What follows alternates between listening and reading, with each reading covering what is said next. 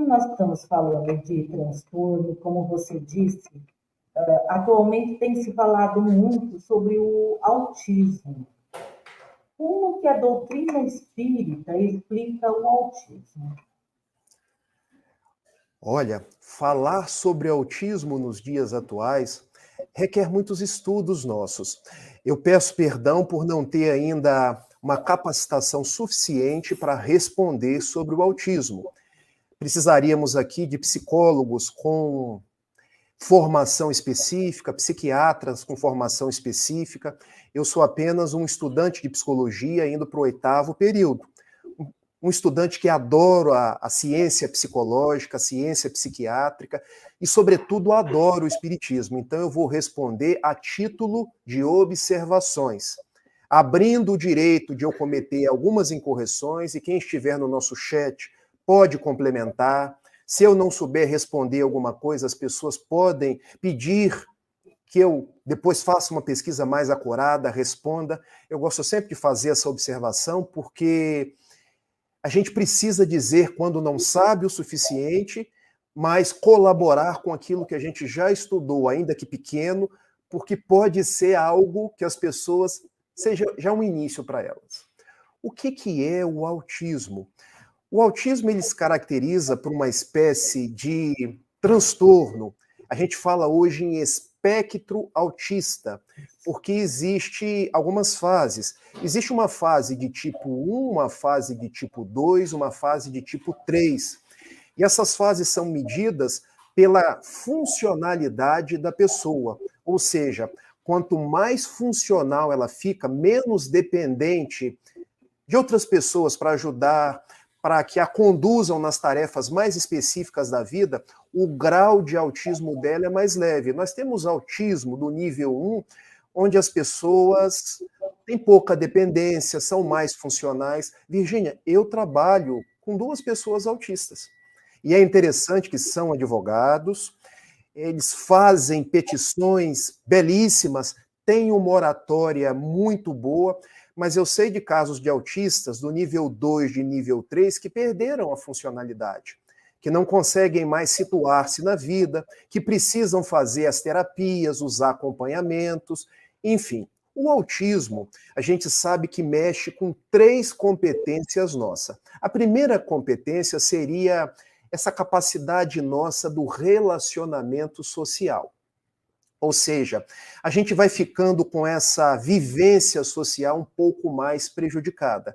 Porque eu tenho dificuldade em me relacionar, eu sou uma pessoa usualmente mais fechada, sou mais contrário a esses relacionamentos do dia a dia, então seria uma dificuldade do trato social.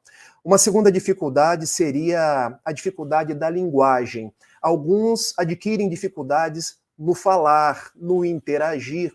E uma terceira competência seria a competência do comportamento, porque a mente fica rígida em determinados temas, em determinados assuntos. É aquilo que a ciência vem chamando de hiperfoco. Nós temos até um seriado belíssimo que eu acabei de assistir agora na última sexta-feira, chamada A Advogada Extraordinária. E é bom que a gente faça um sinão, porque nem todo autista é extraordinário, tal qual naquela série. Alguns podem ser. E o hiperfoco daquela advogada eram baleias e golfinhos.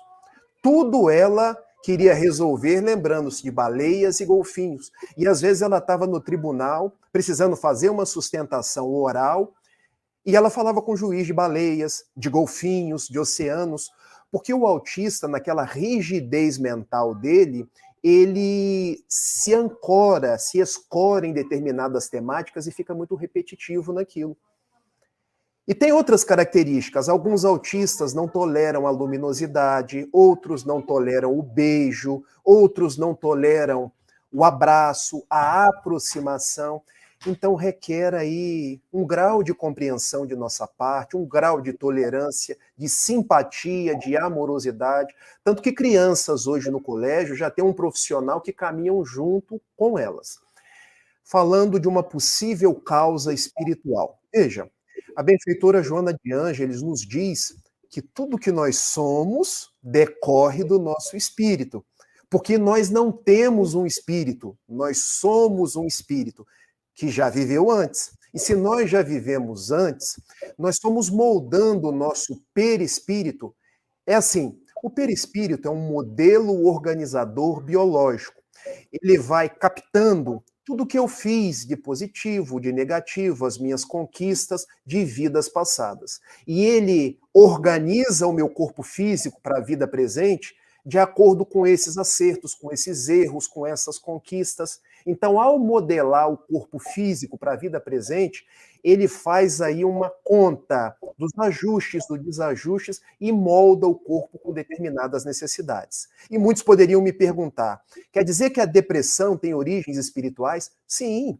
Não quer dizer que seja necessariamente uma obsessão, mas quer dizer que necessariamente eu preciso passar por aquele processo de deprimer para poder reajustar. E da mesma forma o autismo. Aqueles comportamentos, aquelas dificuldades estão radicadas no meu espírito.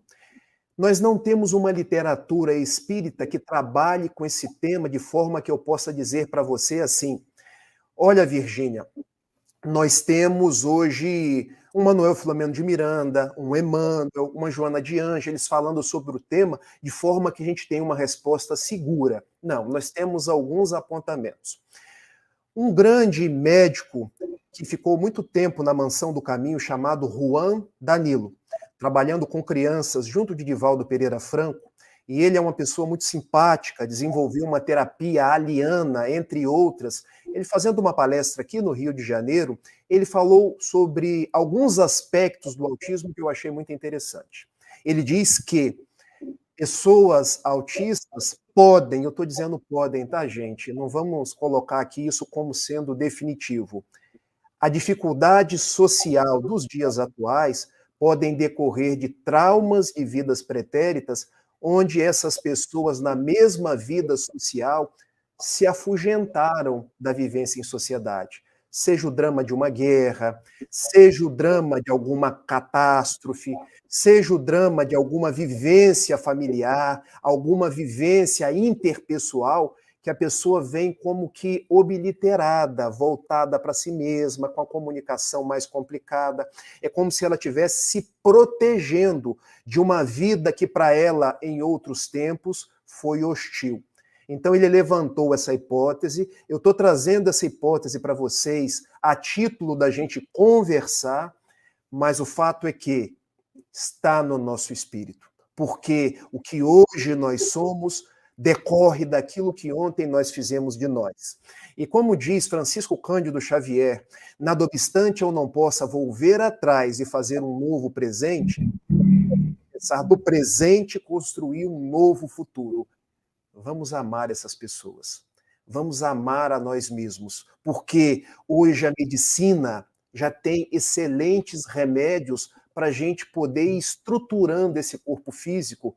Nós já temos excelentes abordagens psicoterapêuticas para que essas crianças, jovenzinhos, possam melhorar a sua funcionalidade. E nós temos a Casa Espírita como essa escola de almas para que os nossos irmãos que têm essa dificuldade possam cada vez mais encontrar prazer, alegria e viver em plenitude como Jesus nos propôs.